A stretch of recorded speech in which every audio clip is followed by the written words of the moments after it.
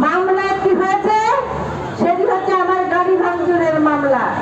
যারা জড়িত ছিল, যারা সম্পৃক্ত ছিল তাদের বিরুদ্ধে পুলিশ প্রশাসনকে বলতে চাই, তারা কেন এখনো পর্যন্ত গ্রেফতার হলো না?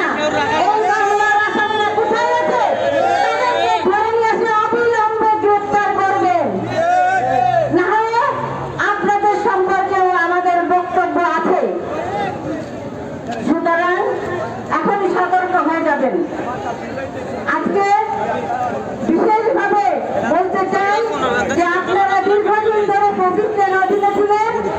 ফ্যাসিস্ট সরকার আপনাদেরকে কথা বলার স্বাধীনতা কেড়ে নিয়েছিল। গ্রামে গঞ্জে বাজার হাটে গেলে বিএনপির লোকদের সঙ্গে কেউ কথা বলতো না।